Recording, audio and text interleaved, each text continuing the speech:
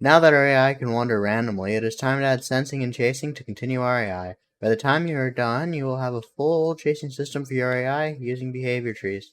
This is the next video in my advanced AI enemy series, and I would recommend watching the video from last week. It should be in the iCard above. Then coming back to this video, so you can still apply this video and learn from it even if you have not watched the last video. First step is to find the player. To do this, we will open our behavior tree from last time, and we will add a sequence node to the selector. This will hold our chasing code. Now that we have two sequences, it's good practice to name them. I will name the one for wander, wander, and the one for catching, catching. Now we need to make a new task, this time for chasing the player. Go to New Task, then select BT Task Blueprint Base. Name it BTT underscore find player. Put it with our other AI stuff. First thing we will do is add an execute and finish node. Then we will right click and search for a get player character node, followed by a get active location node.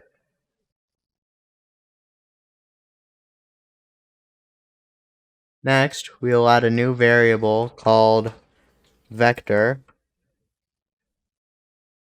and set it to a Blackboard key selector. Then drag it out. Then make it public by clicking the eye symbol next to it. Next, from it, drag out a set Blackboard value as vector node. Use the return value from the get actor location as the input. Then compile, save, and close it. Next, in the Blackboard, from the catching branch, drag out the BTT find player task. Set the vector key to our target location vector. Just like last time, we will then drag a move to task and set it to the target location vector. Now that we can find the player, we need to know when to switch to chasing and catching the player. First, we will need to make a new Blackboard key of type bool called seeing player. Next, in the behavior tree, we will want to use a decorator, which is basically just a way to choose if a sequence will play using a bool. To add a decorator, you want to right-click the sequence, then under decorator, select Blackboard. Then we need to set it by clicking on the blue area, and in the details panel, we want to set key query to is not set, and our Blackboard key to our bool. Next, name it can't see player. We will then do the same thing to our catching sequence, but have it set to is set instead.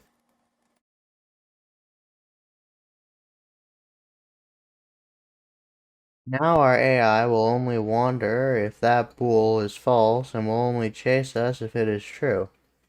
Though, we still have nothing to set that bool to true. To fix this, we will go to our AI controller blueprint, and in the Components tab, click Add, then search for AI Perception. Now, in the Details panel, under Senses Config, click the plus, and then select AI Site Config. Then press the little arrows to expand it. Here you can modify a lot of stuff, but for now, all we want to look for is detection by affiliation. Then under that, click all three options. We now need to go to our third-person character so we can set it as a stimulus source so the AI can detect it. Do that in the third-person character under the Components tab, search for a stimuli source. Now we want to go to the Details panel and click the box that says Auto Register as Source. Then, next to the Register as Source for Senses item, click the plus icon and choose Site. Then you can save, compile, and close, and go back to the AI controller. Now select the AI Perception component and right-click in the event graph, then add an on target perception updated node. Then go to the stimulus pin and select break so we can get all the information from it. Next, from actor, drag out a cast to third person character node. Next, right click the event graph and search for a get blackboard node. Then from it, drag out a set value as bool node. Then connect it to the cast node and to the sensed pin of the break node. Next, for key name, we'll need to drag out a make literal name node. Type in the name of our variable in the blackboard. So type seeing player. Then you can compile, save, and close. We're about to do this sooner, but we need to go back to the BTT find player and set the finish node success variable to true. Now we can hit play, and we will see our AI wander until it sees us. Right now it's kind of dumb, as it will only go to the point where it just saw us, but I'll fix that in the next and final video on AI, where we'll set up a service which will let him actually chase and catch us. Thanks for watching. If you would like to see the next video on AI, a playlist containing it should be popping up now.